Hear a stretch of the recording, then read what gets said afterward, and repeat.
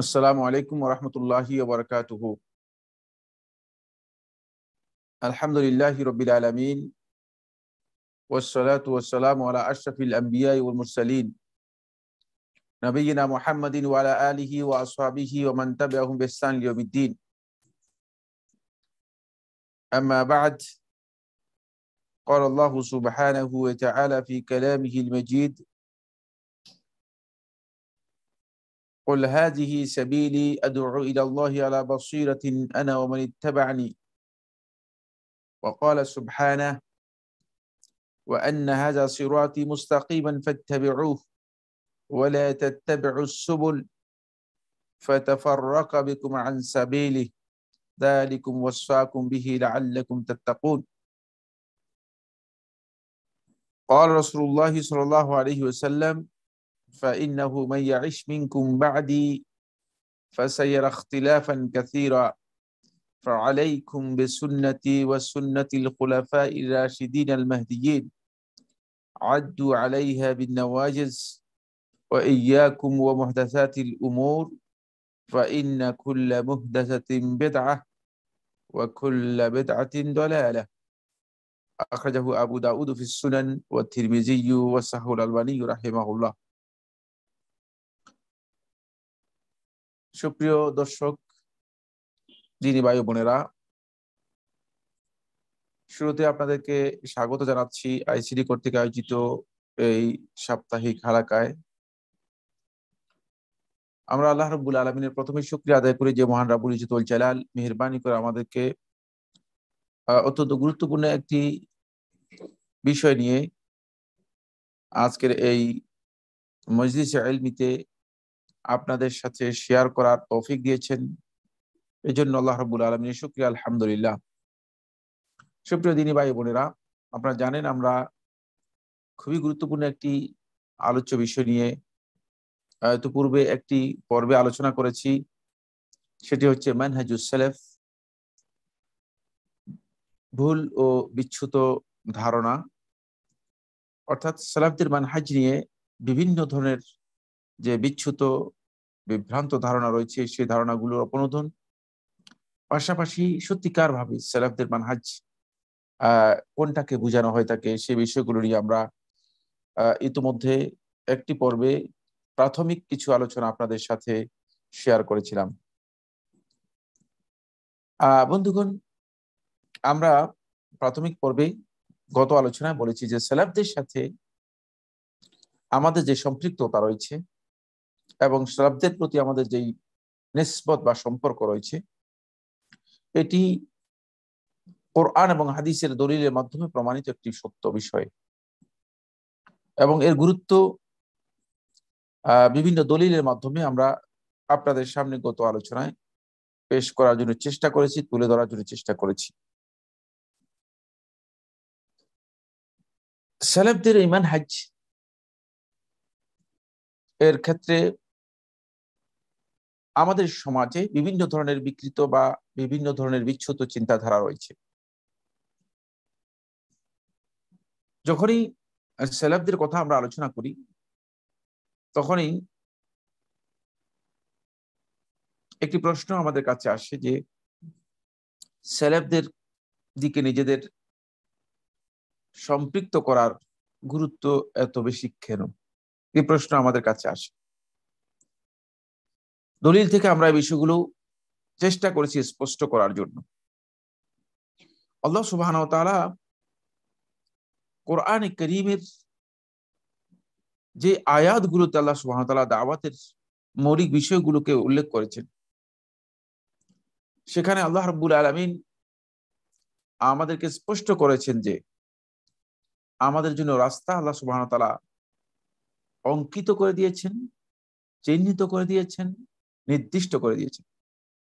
যে আয়াতটি আমি আপনাদের সামনে তেলাওয়াত করেছি সূরাতুল আনআমের 153 নম্বর আয়াত।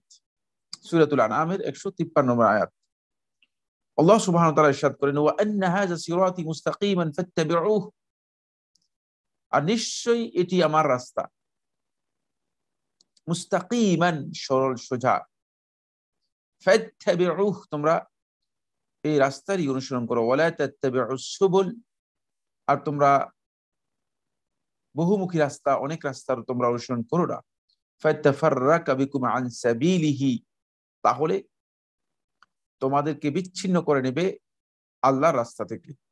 যালিকুম ওয়াসাকুম বিহি, এটাই তোমাদেরকে আল্লাহ তাআলা উপদেশ দিয়েছেন, ওসিয়ত করেছেন।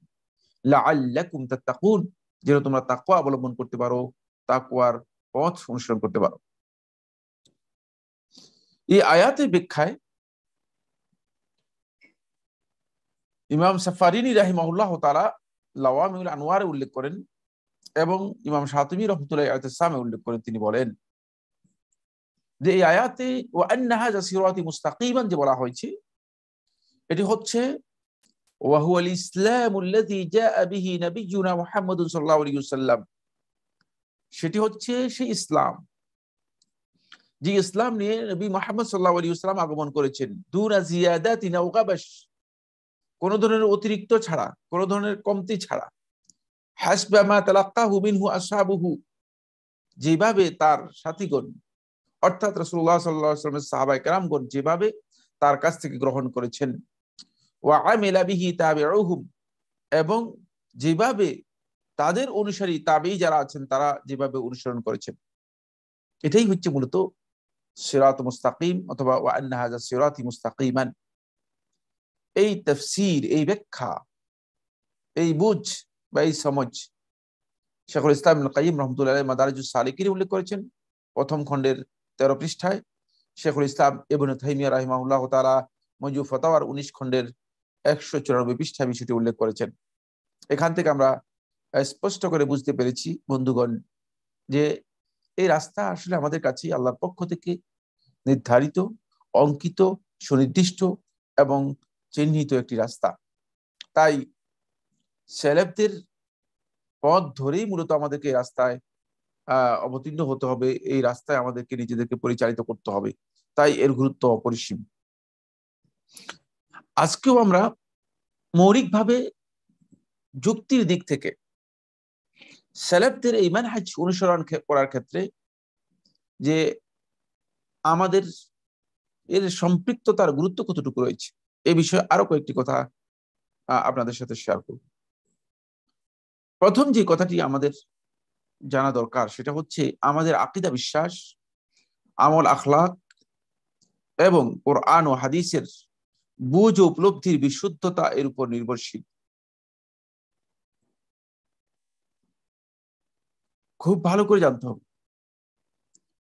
আকীদা, বিশ্বাসের বিশুদ্ধতা, আমল ও আখলাক এবং কোরআন ও হাদিসের যে বুঝ আছে, এটি যদি সত্যিকার আমরা সেলেফদের কাছ থেকে গ্রহণ না করি তাহলে এর বিশুদ্ধতার বিষয়টি সংশয়পূর্ণ হয়ে যাবে।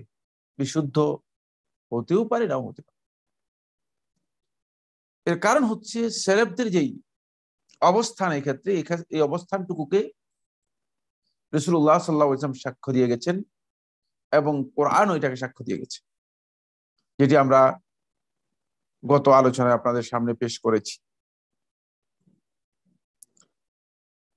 2 নম্বর যে বিষয় যেটা আমাদের যুক্তির মধ্যে আসবে সেটা হচ্ছে এই, যদি আমরা সালাফদের সাথে এই সম্পর্ক না রাখি বা আমাদের এই সম্পর্ক যদি সালাফদের সাথে, আমাদের পূর্বসূরি যারা আছেন তাদের সাথে এই সম্পর্ক যদি না থাকে, এই বিষয়ে দ্বীনের ব্যাপারে আমাদের সম্পৃক্ততা তাদের সাথে না থাকে, তাহলে আমাদের বক্তব্য, আমাদের আকীদা, বিশ্বাস, এমনকি আমাদের দাওয়াত ও আখলাক সবটাই সূত্রহীন এবং সবটাই রিসালতের সাথে সম্পর্কহীন হয়ে যাবে। রাসূল সাল্লাল্লাহু আলাইহি ওয়াসাল্লামের সাথে আমাদের যে সম্পর্ক রয়েছে সে সম্পর্ক ছিন্ন হয়ে যাবে।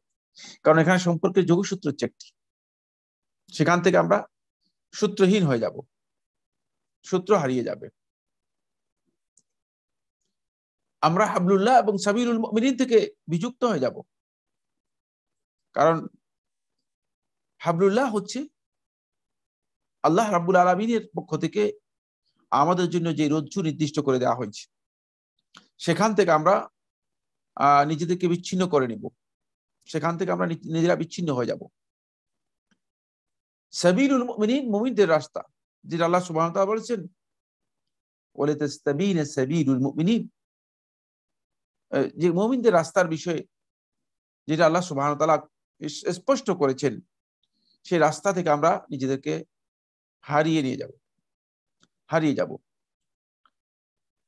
3 নম্বর যে বিষয়টি আমাদের সামনে রাখতে হবে সেটা হচ্ছে সেলেফদের দিকে আমরা নিজেদেরকে সম্পৃক্ত করা।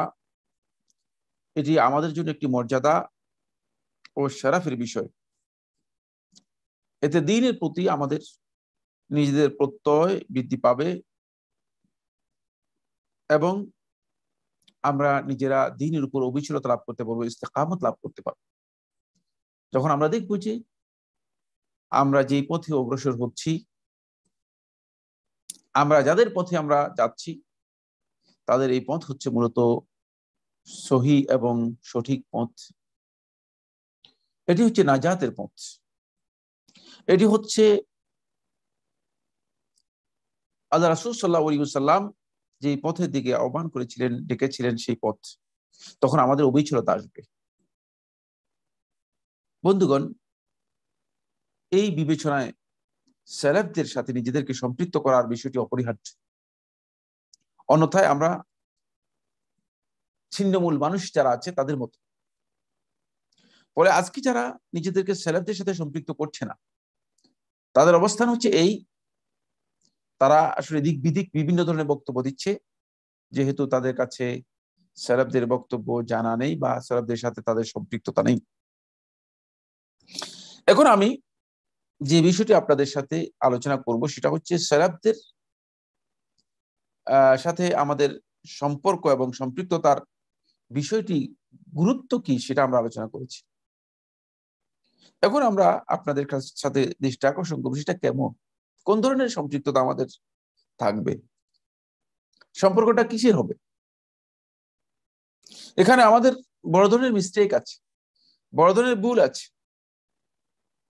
প্রথম যে পয়েন্টটি সেটা হলো এই, আমরা অনেকেই সালাফদের সম্পৃক্ততার বিষয়কে জন্মসূত্রে আমরা সালাফি হয়ে যাচ্ছি বা সালাফি হয়ে যাই, এটাই আমাদের ধারণা। জন্মসূত্রে আপনি কি সালাফদের চিন্তাধারার অধিকারী হয়ে যেতে পারেন অথবা উত্তরাধিকার হয়ে যেতে পারেন? এটা বড় প্রশ্ন না। এখানে সবচেয়ে বড় সমস্যা, অনেকের ধারণা হচ্ছে যে তিনি জন্মসূত্রেই সালাফি। জন্মসূত্রে আপনি সালাফদের চিন্তাধারার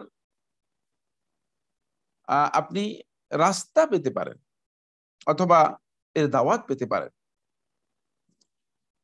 কিন্তু জন্মসূত্রে আপনি সালাফি অথবা সালাফিয়তের উত্তরাধিকারী হতে পারেন না। এটা আমাদের সমাজে ব্যাপক একটি ভুল ধারণা। এই ভুল ধারণার কারণেই আমরা অনেকেই এটা মনে করে থাকি যে আমি সালাফি কিসের ভিত্তিতে, আমি জন্মসূত্রে সালাফি। জন্মসূত্রে কোনো সন্দেহ নেই, তিনি এতটুকু বলতে পারেন যে তিনি যে পরিবেশে যেই সমাজ জন্মগ্রহণ করেছেন তারা সালাফি চিন্তাধারার অধিকারী। ফলে এখানে যারা জন্মসূত্রে সালাফি হিসেবে নিজেদেরকে দাবি করছেন, তারা কোথাও না কোথাও তাদের বিচ্যুতি আমরা লক্ষ্য করছি এবং তারা নিজেরাও বিচ্যুত আছে। কারণ যারা এর আগে জন্মসূত্রে প্রচলিত বাপদাদার ধর্মের অনুসারী, ঠিক তারা আর যারা নিজেদেরকে মনে করছে বা ধারণা করছে যে আমরা জন্মসূত্রে সালাফি হয়ে গিয়েছি, আমাদের আর কিছু জানারও দরকার নেই, আর কিছু পরিবর্তন করার দরকার নেই, সংশোধন করার দরকার নেই, তাহলে তারা ওই বাপদাদার ধর্মের অনুসারীদের মতোই ঠিক বাপদাদার অনুসরণটাকেই তারা অগ্রাধিকার দিচ্ছে, যাদের সম্পর্কে আল্লাহ সুবহানাহু ওয়া তাআলা কোরআনে কারীমে সূরাতুল মাইদাতে বলেছেন, অনেকগুলো আয়াতের মধ্যে বলেছেন, ওয়াইজা কিলা লাহুম তাআলাউ ইলা মা আনজালাল্লাহু ওয়া ইলার রাসূল, যখন তাদেরকে বলা হয় তাআলাউ তোমরা আসো, ইলা মা আনজালাল্লাহ আল্লাহ রাব্বুল আলামিন যা নাজিল করেছেন তার দিকে, ওয়া ইলার রাসূল এবং রাসূলের দিকে, ক্বালু হাসবুনা তারা বলে আমাদের জন্য যথেষ্ট, মা ওয়াজাদনা আলাইহি আবাআনা আমরা আমাদের বাপদাদাকে যার উপর পেয়েছি, আওয়ালাউ কানা আবাউহুম লা ইয়াকিলুনা শাইআন ওয়া লা ইয়াহতাদুন যদিও তাদের বাপদাদা যারা ছিল লা ইয়াকিলুনা শাইআন কিছুই বুঝতো না, ওয়ালা ইয়াহতাদুন, এবং হেদায়েত লাভ করতো না, হেদায়েতের উপর ছিল না। সূরা মায়েদার 104 নম্বর আয়াতে আল্লাহ সুবহানাহু ওয়া তাআলা স্পষ্ট করে বলে দিয়েছেন, ওই বাপদাদার প্রচলিত ধর্মের অনুসারী যারা রয়েছে তাদের থেকে যদি বাপদাদার সূত্রে আপনি নিজেকে সালাফি দাবি করে থাকেন, তাহলে আপনি এখান থেকে অনেক ঊর্ধ্বে উঠতে পারবেন না। কারণ আপনি সেই অন্ধ অনুসরণের মধ্যে অথবা বাপদাদার যে অনুসরণ রয়েছে সেই অনুসরণের মধ্যে রয়ে গিয়েছে। সেখান থেকে আপনি সেলেফদের যেই মানহাজ রয়েছে, মানহাজের যে সূত্র রয়েছে, সেই সূত্রে আপনি অবগাহন করতে পারেননি, সেই সূত্রে অবগাহন করতে পারেন। ফলে এখানে আমরা লক্ষ্য করে থাকি যে তারা যে বাপদাদার প্রচলিত যেই ধ্যান ধারণা আছে সেটাকেই সেলেফদের মানহাজ হিসেবে প্রতিষ্ঠা করার জন্য অনেকেই উঠে পড়ে লেগে থাকেন এবং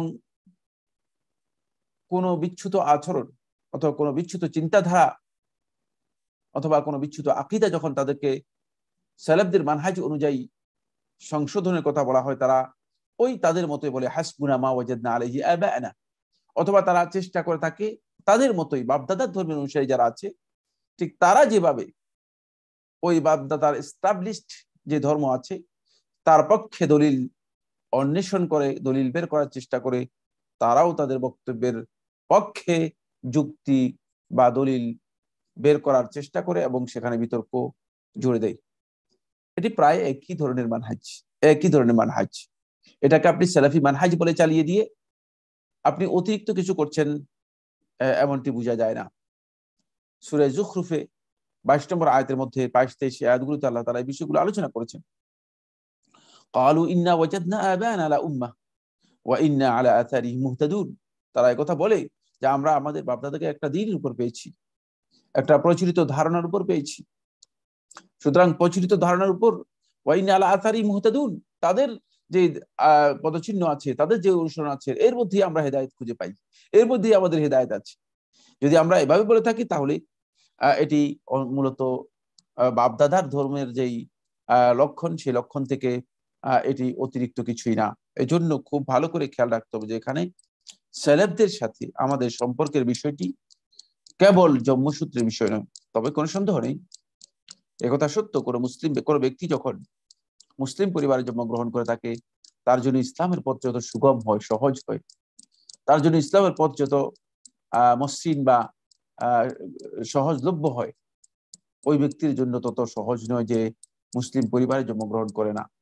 ঠিক অনুরূপভাবে যে ব্যক্তি সালাফি পরিবেশে, সালাফদের অনুসারী যারা রয়েছে তাদের পরিবেশে যিনি জন্মগ্রহণ করবেন, তার জন্য ইসলামকে অনুসরণ করা যত সহজ হয়ে থাকে, সেটা ওই ব্যক্তির জন্য ওই ব্যক্তির চেয়ে কঠিন, ওই ব্যক্তির মতো নয় যে ব্যক্তি ভিন্ন একটি পরিবেশে অথবা বেদাতি একটি পরিবেশে যে ব্যক্তি জন্মগ্রহণ করেছে, সেটা কোনো সন্দেহ নেই। কিন্তু বাকি এটাকেই নির্ভর করে, এটাকেই সূত্র মনে করে, সালাফদের সাথে সম্পর্কের সূত্র মনে করে, এর উপর ভিত্তি করে সালাফদের সাথে নিজেদের সম্পৃক্ততাকে এটার উপর ভিত্তি করা, এই বিষয়টি মূলত যথাযথ নয়, এটা সঠিক নয়। এটা আমাদেরকে খুব ভালো করে বুঝতে হবে। ফলে অনেককে দেখা যায় শুধুমাত্র এর আলোকে নিজেদেরকে মনে করে থাকেন যে আমরা এই ক্ষেত্রেই সালাফি। বিষয়টি এমন নয়।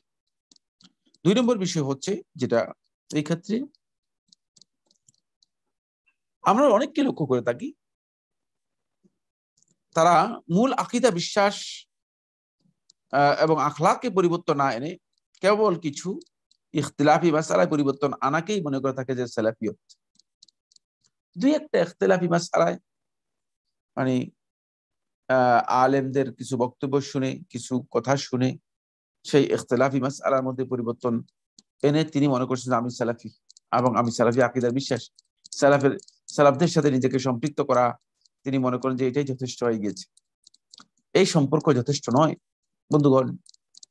সালাফদের সাথে সম্পৃক্ততার বিষয়টি আপনার সকল ক্ষেত্রে আপনার কি করতে হবে, আসতে হবে। শুধুমাত্র কয়েকটি ইখতিলাফি মাসআলায়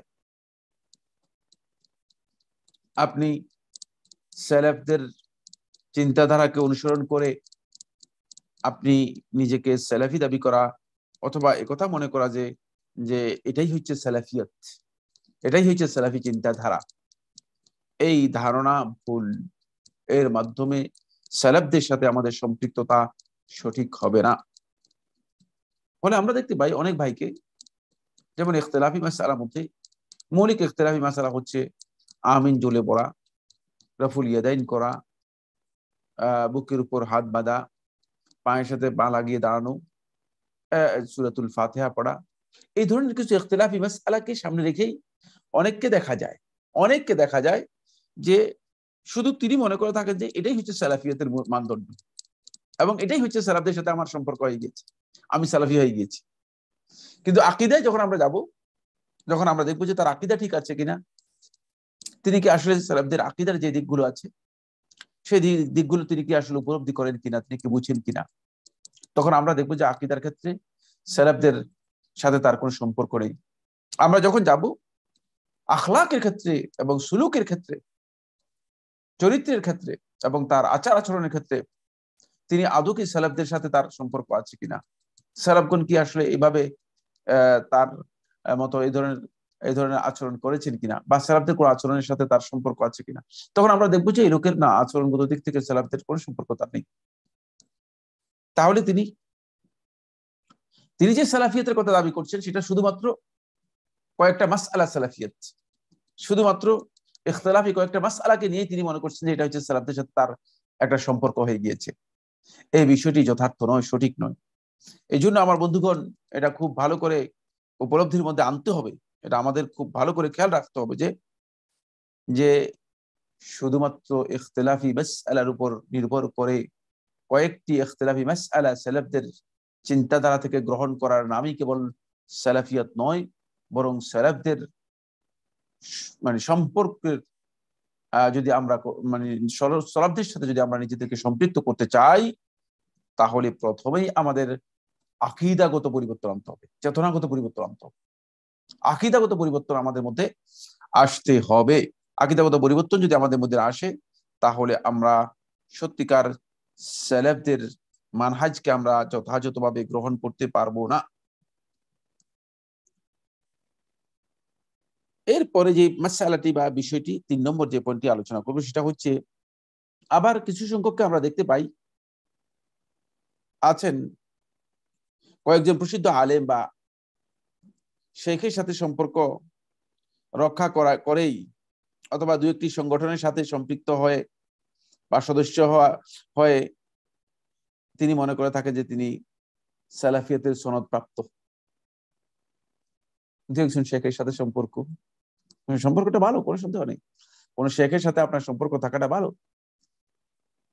বা সালাফি দাওয়াতের ময়দানে যারা কাজ করছেন তাদের কোনো না কোনো সংগঠনের সাথে নিজের সম্পৃক্ততা রাখার নামই মনে করছেন যে তিনি সালাফিয়াতের সনদ পেয়ে গিয়েছেন এবং তিনি সালাফদের একজন।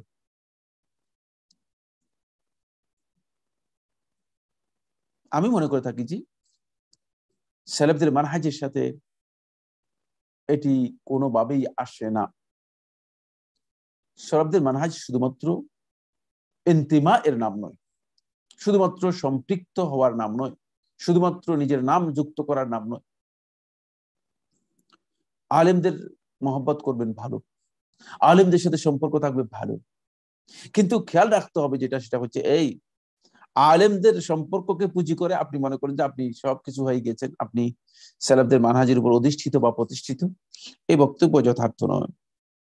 সেক্ষেত্রে আপনাকে অবশ্যই সালাফদের মানহাজ সকল দিক থেকে আপনাকে জানতে হবে এবং জানার জন্য চেষ্টা করতে হবে, জানার আগ্রহ আপনার মধ্যে থাকতে হবে, তাহলে আপনি সালাফদের সাথে নিজেকে সম্পৃক্ত করতে পারবেন এবং দাবি করতে পারবেন। অন্যথায় শুধুমাত্র একজন আলেমের সাথে সম্পর্কের মাধ্যমেই অথবা একটি সংগঠনের সাথে সম্পৃক্ততার মাধ্যমেই সালাফিয়তের সনদ নেওয়া, এই কাজগুলো মূলত সালাফদের সাথে সম্পৃক্ততার সাথে এর কোনো সম্পর্ক নেই।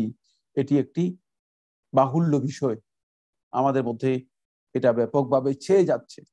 ফলে আমাদের কিছু বন্ধু আছেন, তারা অমুক শাইখের সাথে আমার সম্পর্ক আছে, এই যথেষ্ট, তিনি মনে করে থাকেন যে আমি সালাফদের অনেক বড় ইমাম অথবা আমি সালাফিদের অনেক বড় কিছু হয়ে গেছি। না, ব্যাপারটা এমন হতে পারে না। এটা চিন্তা করার কোনো সুযোগ নেই। এটা আমাদের মধ্যে বড় ধরনের বিচ্যুতি, ধারণাগত একটা বিশাল বিভ্রাট আমাদের মধ্যে তৈরি করছে, বড় ধরনের বিচ্যুতি তৈরি করছে। এই জন্য আমাদেরকে সতর্কতার সাথে খেয়াল রাখতে হবে যে আমি কোন দিক থেকে আসলে সালাফদের মানহাজের সাথে সম্পৃক্ত হয়েছি। আমি আকীদা ঠিক জানি কিনা, আমি তাদের আখলাক সম্পর্কে আমি জানি কিনা, তাদের ইবাদত সম্পর্কে আমার জানা আছে কিনা, তাদের কোরআন এবং হাদিসের দলিল গ্রহণ করার বিষয়গুলো আমার জানা আছে কিনা, আমি কি সেই সব দিক থেকে সত্যিকার ভাবে সালাফদের যে দৃষ্টিভঙ্গি আছে সেই দৃষ্টিভঙ্গির সাথে নিজেকে সম্পৃক্ত করতে পেরেছি কিনা। সকল ক্ষেত্রেই আপনাকে বিবেচনা করতে হবে। একটি হাদিস আমি আপনাদের সামনে পেশ করব। রাসূলুল্লাহ সাল্লাল্লাহু আলাইহি ওয়াসাল্লাম স্পষ্ট করে বলেছেন, সালাফদের সাথে সম্পৃক্ত করার বিষয়টি, এটি আল্লাহ রাসূল সাল্লাল্লাহু আলাইহি ওয়াসাল্লামের কাছে এই কারণেই গুরুত্বপূর্ণ যে কারণ এর মাধ্যমে সত্যিকার ভাবে এই উম্মতের মধ্যে বিবাদমান যেই ফিতনা আছে, সমস্যা আছে, বিভ্রান্তি আছে, সেগুলো থেকে আমরা নিজেদেরকে হেফাজত করতে পারবো, সেগুলো থেকে আমরা নিজেদেরকে মুক্ত রাখতে পারবো। হাদিসটি বর্ণনা করেছেন আবু ওয়াকিদ আল-লাইসি রাদিয়াল্লাহু তাআলা আনহু। তিনি বলেন, রাসূলুল্লাহ সাল্লাল্লাহু আলাইহি ওয়াসাল্লাম একদিন আমাদেরকে বলছেন, ইন্নাহা সাতাকুনু ফিতান, অচিরেই ফিতনা তোমাদের কাছে ধেয়ে আসবে, তোমরা ফিতনার মুখোমুখি হবে, সম্মুখীন হবে। ক্বালু, সাহাবায়ে কেরামগণ প্রশ্ন করলেন, ফাকাইফা লানা ইয়া রাসূলুল্লাহ, তাহলে তখন আমাদের জন্য কেমন হবে, আমরা তখন কেমন করতে পারবো? আও কাইফা নাসনাউ, অথবা হে আল্লাহ রাসূল সাল্লাল্লাহু আলাইহি ওয়াসাল্লাম এমত অবস্থা আমরা কেমন করব? ক্বালা, রাসূলুল্লাহ বলেন, তারজিউনা ইলা আমরিকুমুল আউয়াল, যখন তোমরা ফিতনা একেবারেই অস্পষ্টতার মধ্যে পড়ে যাবে, তারজিউনা ইলা আমরিকুমুল আউয়াল, তোমরা তোমাদের প্রথম যেই নির্দেশ, প্রথম যে বিষয়গুলো ছিল প্রথম সময়ে, সেই দিকে তোমরা ফিরে যাবে, অর্থাৎ তোমরা সালাফদের নির্দেশনার দিকে ফিরে যাবে। আবুল কাসেম আত-তাবারানী রাহমাতুল্লাহি আলাইহি মুআজামুল কাবীরের মধ্যে হাদিসটি বর্ণনা করেছেন, ৩য় খণ্ডে 249 পৃষ্ঠা। হাফেজ হাইসামী রাহমাতুল্লাহি আলাইহি হাদিসটি মাজমাউজ জাওয়ায়েদের মধ্যে উল্লেখ করেছেন, ৩য় খণ্ডে 303, এবং এর অধিকাংশ বর্ণনাকারীকে তিনি বলেছেন যে এরা সবাই সহিহের বর্ণনাকারীদের অন্তর্ভুক্ত। শেখ মুহাম্মদ নাসিরউদ্দিন আলবানী রাহিমাহুল্লাহু তাআলা তিনি সিলসিলা আস-সহিহার মধ্যে হাদিসটিকে সহিহ বলেছেন 3165।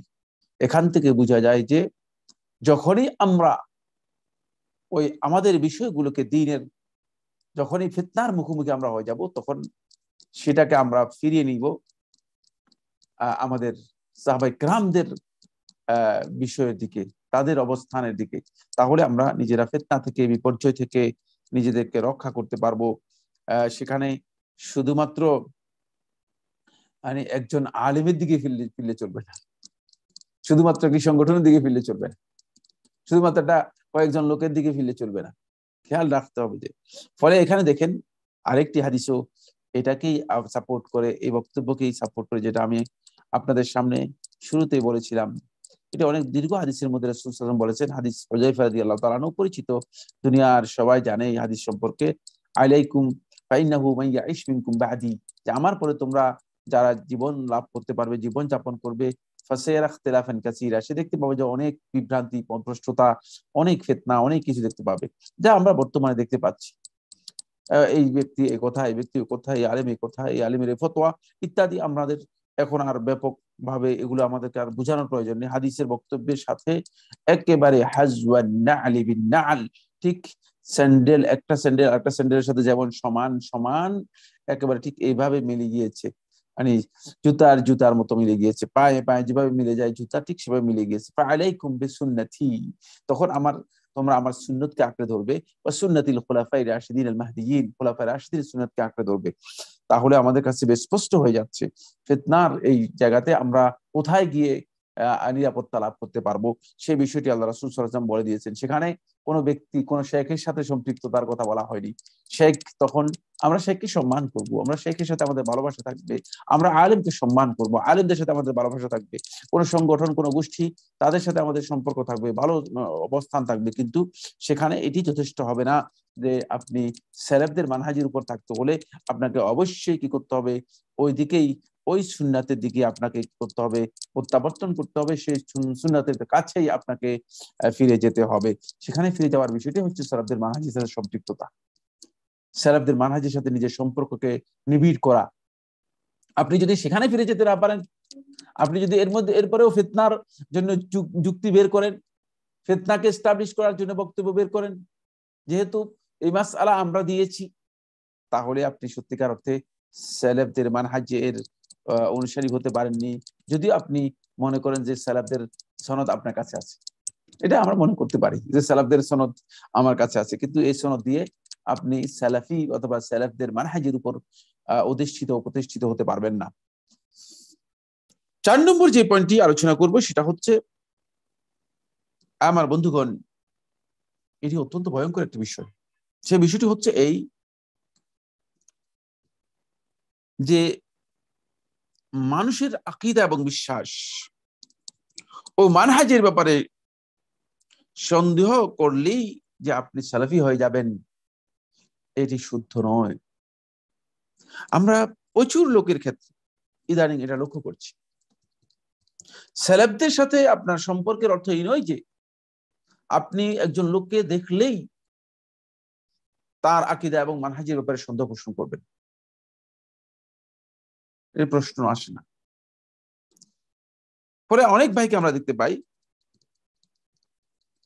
যে তিনি যখন কথা বলেন বলে যে লোকটা মানহাজ ঠিক নেই। যখন আমরা জিজ্ঞেস করি যে মানহাজ ঠিক নেই কিভাবে বুঝলেন, তখন হয়তো দেখা যায় যে একটা ফিকহি মাসালা নিয়ে এসেছে। ইয়া সুবহানাল্লাহ, আস্তাগফিরুল্লাহ, আপনি কোথায় কি বুঝেছেন? হয়তো ফিকহি একটা ইজতিহাদি মাসালা আপনি নিয়ে এসেছেন, যে কোনো একজন আলেম ইজতিহাদ করতে পারেন। শেখুল ইসলাম ইবনে তাইমিয়া রাহমাতুল্লাহ ইজতিহাদ করেছেন, শেখুল ইসলাম ইবনে কাইয়িম রাহমাতুল্লাহ আরেকটা ইজতিহাদ উল্লেখ করেছেন। সুবহানাল্লাহ, আলেমদের ইজতিহাদের মধ্যে দ্বিমত হতে পারে। ইজতিহাদের দ্বিমত হওয়ার বিষয়টি নিয়ে আপনি বলছেন যে লোকটার মানহাজ ঠিক নেই। হতে পারে আপনার সাথে একটি মাসআলায় আরেকজন আলেমের দ্বিমত হতে পারে, ইজতিহাদের মধ্যে পার্থক্য হতে পারে, ইখতিলাফ থাকতে পারে। যেখানে ইখতিলাফের বৈধতা আছে সেখানে ইখতিলাফ থাকতে পারে। সে এটার উপর নির্ভর করে আপনি বলেন যে লোকটা আকীদা ঠিক নেই, লোকটার মানহাজ ঠিক নেই। এবং প্রচুর ভাইদেরকে আমরা লক্ষ্য করেছি যে তারা কোথায় কোথায় মানুষদেরকে আকীদা এবং মানহাজের ব্যাপারে তান করছেন, আঘাত হানছেন, তাকে এটাকে কি বলা হয়, তাকে সমালোচনা করছেন। এটা কি সমালোচনা করার নামই সালাফিয়ত? মাআযাল্লাহ। আপনি কি সালাফদের কাউকে পেয়েছেন? আপনি কোন সালাফের কথা বলছেন? আপনি সালাফদের কথা বললে অবশ্যই আপনাকে সালাফদের সেই মানহাজে যেতে হবে। আর রাঈলুল আউয়াল, প্রথম প্রজন্ম সাহাবায়ে কেরামদের দিকে যাবেন, দ্বিতীয় প্রজন্ম তাবেঈনদের কাছে যাবেন, তৃতীয় প্রজন্ম তাবেঈনদের কাছে যাবেন। আপনি কি তাদের কাছ থেকে এই ধরনের কোনো কিছু পেয়েছেন যে তারা এই ধরনের কিছু মানে আমাদের কাছে বলেছে যে এই লোকটার মানে সন্দেহজনক ভাবে, ধারণামূলক ভাবে কোনো ধরনের মানে ভিত্তি নেই, এমন একটি যে চিন্তাধারার উপর অথবা ইখতিলাফি মাসআলার উপর নির্ভর করে যে এই লোকটার আকীদা এবং মানহাজ খারাপ? এগুলো আমাদের বিশাল বিচ্যুতির কারণ। এটা ভুল ধারণা, সালাফদের কাছ থেকে আমরা এটা পাইনি। সালাফদের ধারণা হচ্ছে তারা যথাসম্ভব মানুষদের ব্যাপারে সুধারণা করতেন। আমরা এখানে একটা বিচ্যুতির মধ্যে আছি বড় ধরনের। এই জন্য বন্ধুগণ, আপনি যদি মনে করে থাকেন যে সন্দেহ করাটা হচ্ছে সালাফি মানহাজ, আপনি একটা ভুল মানে ধারণার মধ্যে আছেন। বরং আমি সুধারণা করব, আমার লোকটা মনে হয় সালাফি, তার মধ্যে ভুল থাকলেও আমি চেষ্টা করব যে তাকে বোঝানোর জন্য যে আপনি তো সালাফি মানহাজের লোক, আপনি এই ভুল কাজ করছেন কেন। যেহেতু আপনার মানহাজ, আমি মনে করে থাকি যে আপনার মানহাজটা ভালো মানহাজ, কিন্তু দুর্ভাগ্যের বিষয় হচ্ছে যে আমরা কেউ কেউ এটাও গর্ব করে থাকেন যে তারা যে আকীদা এবং মানহাজের ব্যাপারে কাউকে তাআন করতে পারলে, অথবা কাউকে যদি আমরা আকীদা মানহাজের ব্যাপারে মানে তাআন করে, আঘাত করে অথবা সমালোচনা করে যদি তাকে আমরা আমাদের কাছ থেকে সরাই দিতে পারি, তাকে যদি আমরা আমাদের কাছ থেকে দূরে বের করে দিতে পারি, তখন আমরা হয়তো অনেকে আনন্দ বোধ করি, মনে করি যে না, ওটাকে সরাইলাম। আউযুবিল্লাহি মিনাশ শাইতানির রাজিম। এটা, এই প্রকল্প কোত্থেকে আমরা গ্রহণ করেছি? দ্বীনের সাথে এটা কি সম্পর্ক রয়েছে? ইসলাম তো আসলে এইভাবে আমাদেরকে শিক্ষা দেয়নি। দাওয়াতের মানহাজ এটা নয়, এটা দাওয়াতের মানহাজ নয়। দাওয়াতের ক্ষেত্রে আমাদেরকে এটা বুঝার চেষ্টা করতে হবে যে সালাফদের মানহাজের সাথে আদৌ কি আমরা যে কাজগুলো করছি সেগুলো এইভাবে চলে কিনা, এটা কিন্তু আমাদেরকে বুঝার বিষয় রয়েছে। বন্ধুগণ, 5 নম্বর যে পয়েন্টটি নিয়ে আমি কথা বলবো সেটি হচ্ছে সালাফদের বক্তব্য না জেনে অথবা না বুঝে নিজের মত বক্তব্যকে সালাফদের নামে চালিয়ে দিলেই কি সালাফি মানহাজ হয়ে যাবে? আমরা অনেকেই মনে করে থাকি যে সালাফদের বক্তব্য আমাদের জানা নেই, সালাফদের বক্তব্য আমি বুঝিও নাই। বহু মাসআলার মধ্যে, বহু ক্ষেত্রেই আজকে আমাদের মাঝে এই ধরনের ব্যাপকতা লক্ষ্য করা যাচ্ছে। এখন আমার মানহাজ অনুযায়ী আমি মনে করছি যে এটা সালাফি মানহাজ হয়ে গিয়েছে। সালাফদের সাথে আমাদের যোগসূত্র, সেতু বন্ধন স্পষ্ট থাকতে হবে। আপনার বক্তব্য সালাফদের বক্তব্যের সাথে মিল থাকতে হবে, স্পষ্ট থাকতে হবে। সালাফদের ইস্তিমবাত, ইস্তেদলাল, কিভাবে তারা দলিল গ্রহণ করেছেন, কিভাবে তারা মাসআলা উদ্ঘাটন করেছেন, কিভাবে তারা শরীয়তের বিধানগুলোকে প্রয়োগ করেছেন এবং ডিরাইভড করেছেন, এই বিষয়গুলো অবশ্যই আপনাকে সালাফদের সরাসরি দৃষ্টিভঙ্গি এবং উসুলের ভিত্তিতে আপনাকে গ্রহণ করতে হবে। শুধুমাত্র আমাদের বক্তব্য দিয়েই আমরা সালাফিয়ত সাব্যস্ত করতে চাই, এতে কি আদৌ সাব্যস্ত হবে? যেহেতু আমি বলেছি যে আমি সালাফি, এই জন্য এটা সালাফি, সালাফদের বক্তব্য, এই ধরনের কথা আমরা প্রচুর এখন লক্ষ্য করছি। ইন্না লিল্লাহি ওয়া ইন্না ইলাইহি রাজিউন। খুব ভালো করে খেয়াল করুন, এটা একটা বিরাট বিচ্যুতি। আমি আমার বক্তব্যের আগেই আমাকে আমার বক্তব্যের রেফারেন্স উল্লেখ করে দিতে হবে। আমাকে বলতে হবে যে সালাফদের কার কাছ থেকে আমি বক্তব্য গ্রহণ করেছি, অথবা কিসের ভিত্তিতে আমি সালাফদের বক্তব্যকে আমি মানে সালাফদের দিকে আমি সম্পৃক্ত করছি। সুস্পষ্ট যোগসূত্র উল্লেখ করতে হবে, নাকি আমি নিজেই বলতে যে আমি সালাফি, এই জন্য আমার বক্তব্য সালাফদের বক্তব্য। বর্তমানে এই ধরনের বিষয়গুলো আমরা প্রচুর ভাইদের কাছ থেকে পাচ্ছি এবং আমরা হতবাক হচ্ছি। মানে আমি নিজেকেই মানে সালাফদের মানদণ্ড হিসেবে নিজেকে আমি সাব্যস্ত করার জন্য চেষ্টা করছি। আমি নিজেকেই দাঁড় করাচ্ছি যে যেহেতু আমি সালাফি, সুতরাং আমার বক্তব্য হচ্ছে সালাফদের বক্তব্যের মানদণ্ড, আমি বললে সেটা সালাফদের বক্তব্য হয়ে যাবে। এই ধরনের বক্তব্য একেবারেই ভিত্তিহীন, এই ধরনের বক্তব্য বিচ্যুতি। এই বিষয়গুলো আসলে আমাদের অনেকের কাছেই অপরিষ্কার হয়ে রয়েছে। ফলে আমি একটা ভুল বক্তব্য দিয়ে দিলাম কোনো কারণে, হতেই পারে, আমার ভুল হতে পারে না, আমি মাসুম কোত্থেকে হয়েছি? আমার ইসমতের বিষয়টি যে আমার ভুল হবে না, এই বিষয়টি কে আমাকে সাক্ষী দিয়েছে অথবা কে আমাকে সার্টিফিকেট দিয়েছে? আদৌ কি কারো কাছ থেকে আমি এ ধরনের কোনো সনদ পেয়েছি কিনা? খুবই স্বাভাবিক কথা, খুবই সরল কথা। সুতরাং আমার এই বক্তব্যের রেফারেন্স যদি না থাকে, আমার এই বক্তব্যের যোগসূত্র যদি না থাকে, তাহলে একেবারে নিশ্চিত আমি এই কথা বলতে চাই যে আমি আসলে সালাফদের বক্তব্য দিচ্ছি না, বরং আমি নিজেকেই সালাফদের বক্তব্যের মানদণ্ড হিসেবে দাঁড় করাচ্ছি, যেটি মূলত সালাফদের দৃষ্টিভঙ্গির সাথে মোটেও আসে না। এখানে বড় ধরনের বিচ্যুতি বন্ধুগণ আমরা লক্ষ্য করে আসছি। যাদের কথা আমরা নকল করছি, যাদের কথা আমরা আপনাদের সামনে পেশ করছি, খুব ভালো করে খেয়াল রাখতে হবে, তাদের প্রত্যেকটি বক্তব্যই রেফারেন্স রয়েছে, সূত্র রয়েছে। সুতরাং আমি নিজেকে সূত্র হিসেবে তৈরি করে দিলাম, আমার সূত্র অনুযায়ী সালাফদের বক্তব্য চলবে, এই বিষয়টি সত্যিকার অর্থে একেবারেই গর্হিত, একেবারেই নিন্দিত, কোনো সন্দেহ নেই। এই বিষয়ে শেখুল ইসলাম ইবনে তাইমিয়া রাহমাতুল্লাহ আলাইহি তিনি খুবই স্পষ্ট বক্তব্য দিয়ে দিয়েছেন। তিনি এই কথা বলে দিয়েছেন যে সালাফদের সাথে সম্পর্কের বিষয়টি আমাদের শুধুমাত্র একটি মাসআলা দুটি মাসআলার ক্ষেত্রে নয়, শুধুমাত্র কোনো ব্যক্তি বা কোনো সংগঠনের সাথে নয়, শুধুমাত্র কয়েকটা দিকে নয়, বরং এটা সামগ্রিকভাবে সালাফদের মানহাজের সাথে আমাদেরকে সম্পৃক্ত হতে হবে। আমি শেখুল ইসলাম ইবনে তাইমিয়া রাহমাতুল্লাহ আলাইহি মাজমু ফাতাওয়ার ৪র্থ খণ্ডের ১৫৮ পৃষ্ঠায় তিনি যে কথাগুলো বলেছেন সেগুলো একটু আপনাদের সামনে অনুবাদ করতে চাই অথবা আপনাদের কাছে তুলে ধরতে চাই।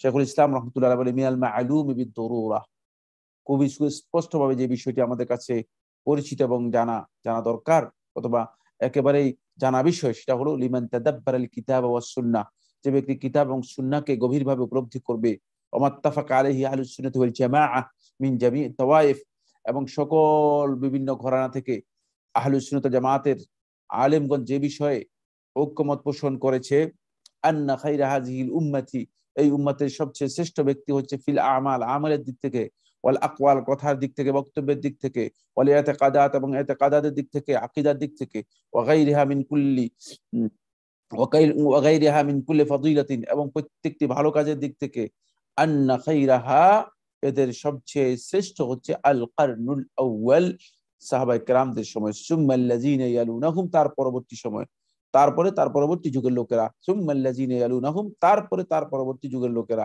কামা সাবাতা যালিকা লিন নবী সাল্লাল্লাহু আলাইহি ওয়াসাল্লাম মিন গায়রি ওয়াজহিন, যেভাবে রাসূলুল্লাহ সাল্লাল্লাহু আলাইহি ওয়াসাল্লামের কাছ থেকে বিভিন্ন ভাবে এটা সাব্যস্ত হচ্ছে, ওয়া আন্নাহুম আফদালু মিনাল খালাফি ফি কুল্লি ফাদিলাতিন, এবং খালাফদের চেয়ে অর্থাৎ পরবর্তী লোকদের চেয়ে তারা সকল ফজিলতের কাজে, সকল ভালো কাজে, সকল শ্রেষ্ঠত্বের কাজে তারা সবচেয়ে শ্রেষ্ঠ, মিন ইলমের দিক থেকে, আমলের দিক থেকে, ঈমানের দিক থেকে, আকলের দিক থেকে, দ্বীনের দিক থেকে, বর্ণনার দিক থেকে, ইবাদতের দিক থেকে, ওয়া আন্নাহুম আউলা বিল বায়ানি লিকুল্লি মুশকিল, প্রত্যেকটা দুর্ভেদ্য বিষয়ে তারা স্পষ্ট করার ক্ষেত্রে তাদের বক্তব্যই সবচেয়ে স্পষ্ট এবং গ্রহণযোগ্য।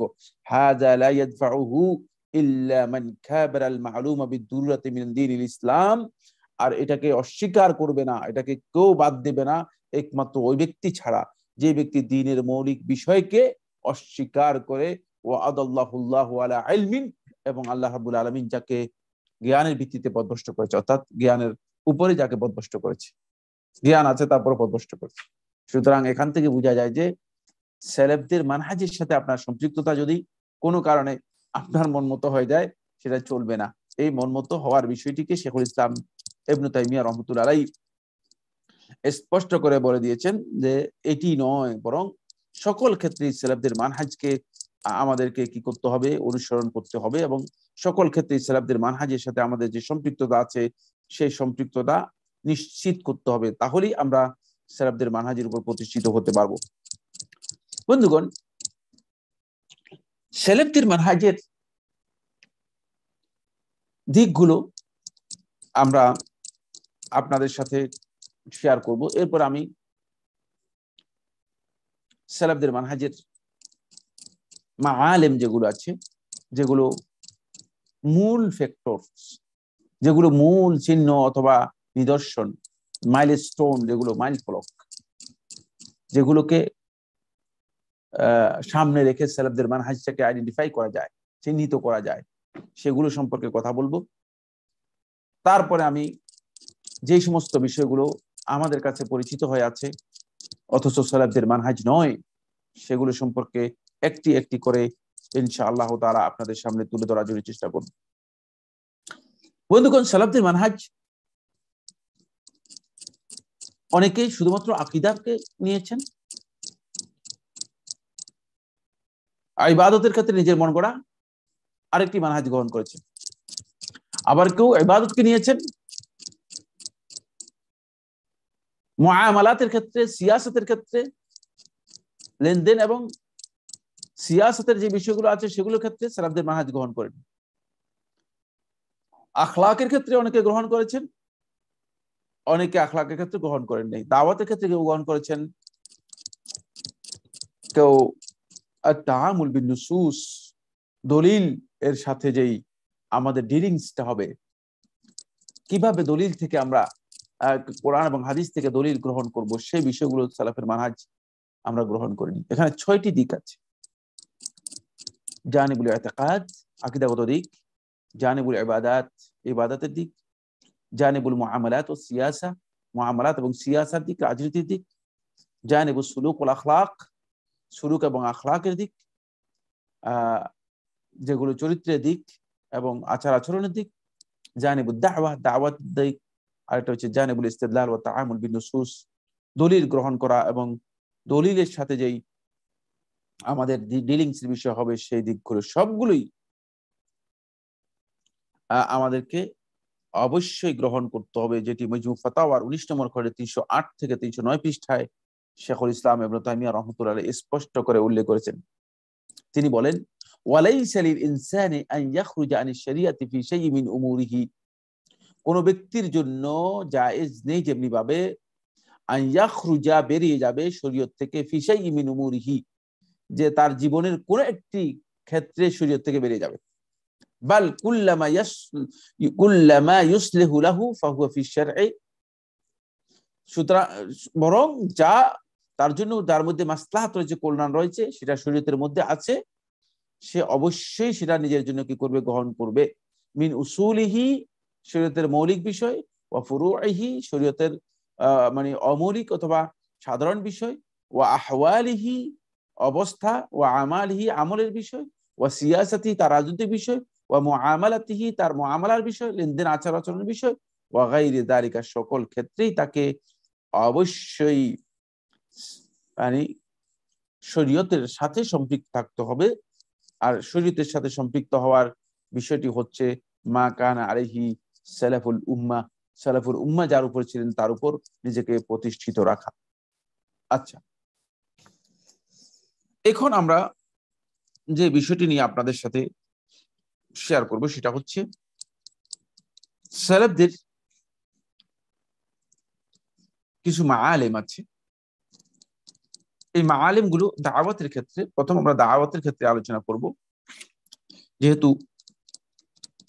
আমরা 6টি পয়েন্টেই কথা বলবো, 6টি পয়েন্টে কথা বলবো, কিন্তু দাওয়াতের পয়েন্টটিকে আজকে আলোচনা আমরা অগ্রাধিকার দেওয়ার জন্য চেষ্টা করব। দাওয়াতের ক্ষেত্রে সালাফদের যে মাআলিম গুলো আছে, যেই চিহ্নগুলো আছে, বড় মানে এটাকে বলা যেতে পারে, আপনি বলছেন ফোকাস পয়েন্ট বলতে পারেন, ফোকাস পয়েন্ট বলতে পারেন, অথবা এটাকে বলতে পারেন যে যেগুলোর মাধ্যমে আপনি সালাফদেরকে চিহ্নিত করতে পারবেন, অথবা সালাফদের মানহাজকে আপনি নির্দিষ্ট করতে পারবেন।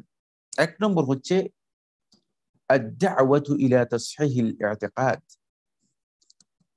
আকীদা সংশোধনের দিকে তারা আহ্বান করবে, ডাকবে।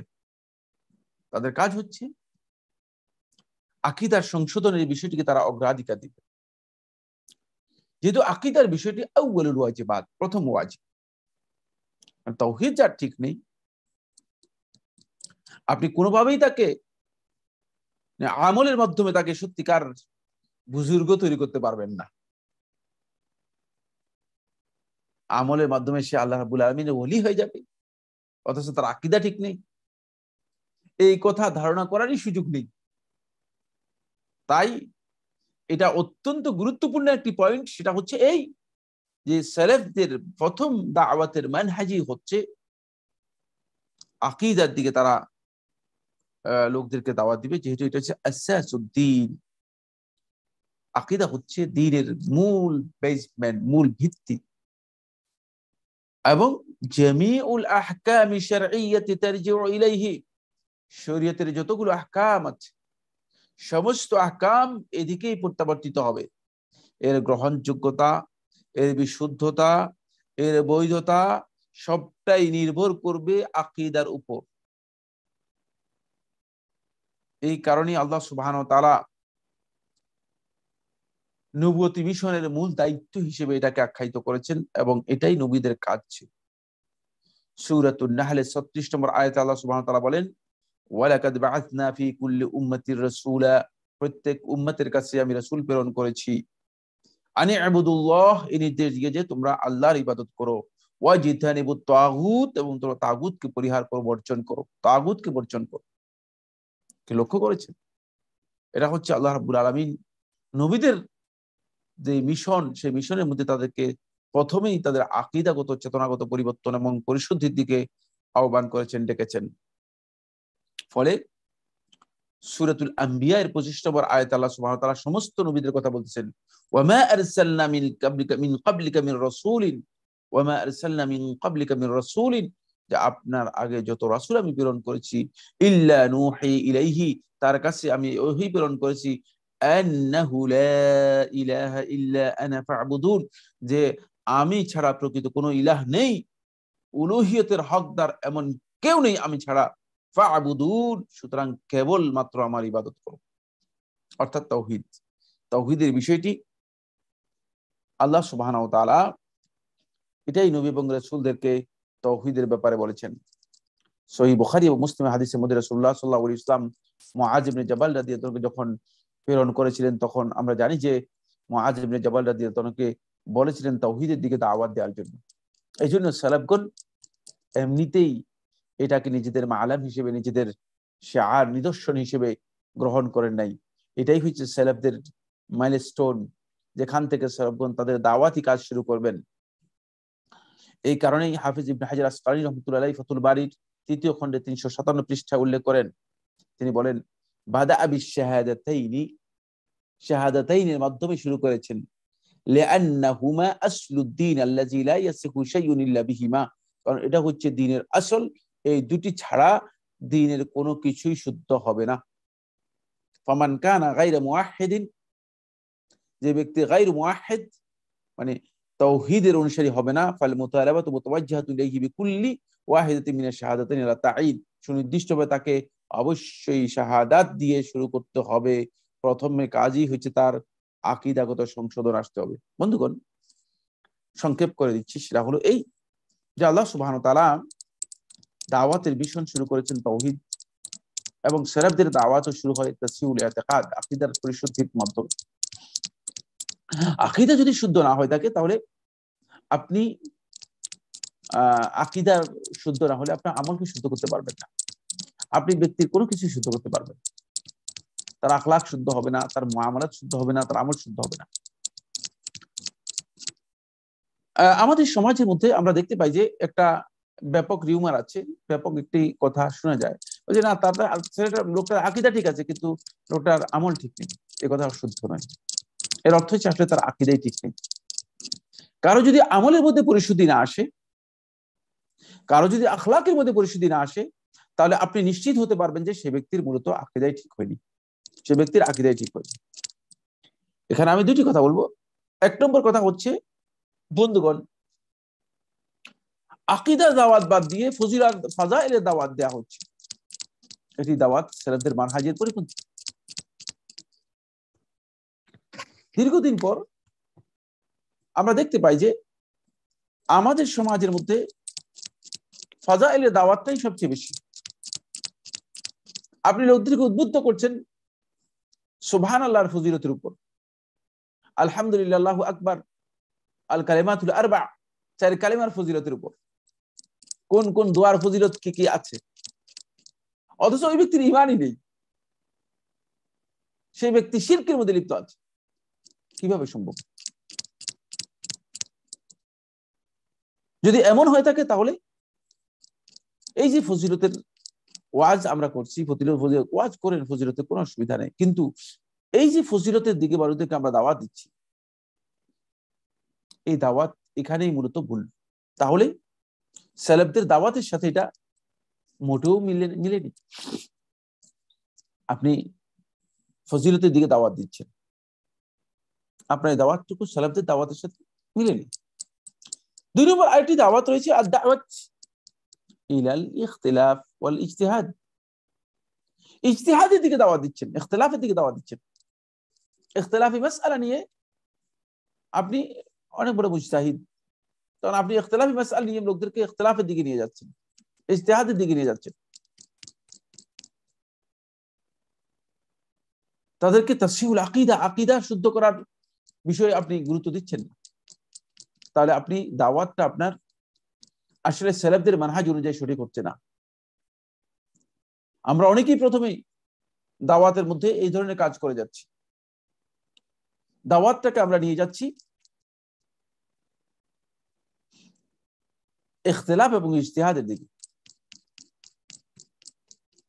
এবং অনেক ক্ষেত্রেই এটা আমাদের কাছে পরিলক্ষিত হয় যে ইজতিহাদি মাসআলাকে সামনে রেখেই মূলত মানে দাওয়াত, এবং সেটাই আমাদের মূল আলোচ্য বিষয়, সেখানে আমরা চলে যাচ্ছি।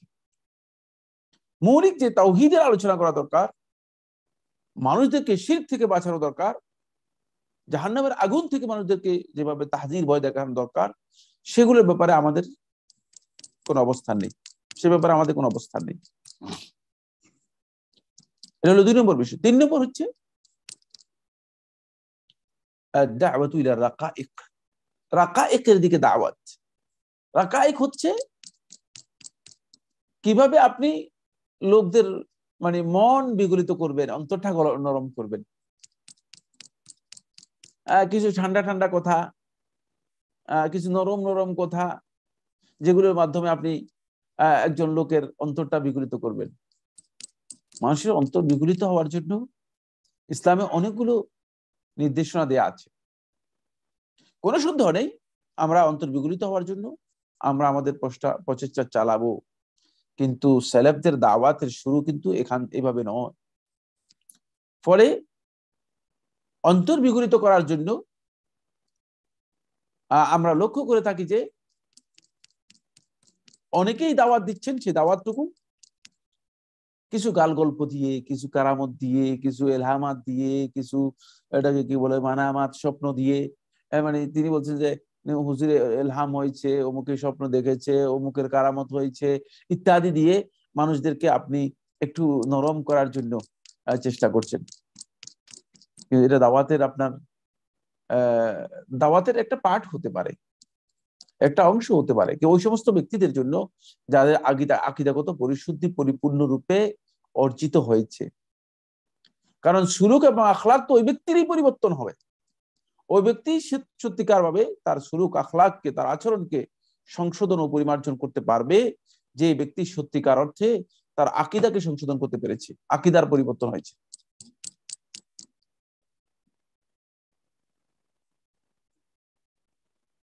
তারপরে আরেকটি পয়েন্ট দাওয়াতের ক্ষেত্রে, যে আমরা অনেককে লক্ষ্য করে থাকি যে তিনি দাওয়াত দিচ্ছেন আদ-দাওয়াতু ইলা যুহদি ওয়ার রহবানিয়া, অনেকটা দুনিয়া বিমুখ হওয়া, অনেকটা একেবারেই দুনিয়া থেকে নিজেকে উজ্জ্ব করে নেওয়ার মতো ভাবসাবটা এমন যে তিনি মনে করতেছেন যে মানে দুনিয়া থেকে আলাদা হয়ে যেতে পারলেই তিনি এই মানে অনেক সুন্দর জীবন যাপন করলেন, হেদায়েতের পথ রাস্তা পেয়ে গেলেন। সালাফদের মানহাজের সাথে এটা আসে না। এই দাওয়াতের শুরু এভাবে হবে না। খ্রিস্টানরা রাহবানিয়তকে আবিষ্কার করেছে। রাহবানিয়ত হচ্ছে বৈরাগ্যবাদকে, সমাজ থেকে আলাদা হয়ে যাওয়া, মানুষদের থেকে আলাদা হয়ে যাওয়া, দুনিয়ার যে অবস্থান আছে সেই অবস্থান থেকে নিজেকে বিচ্ছিন্ন করে নেওয়া, আল উজলা, পরিপূর্ণরূপে নির্জনতা গ্রহণ করা।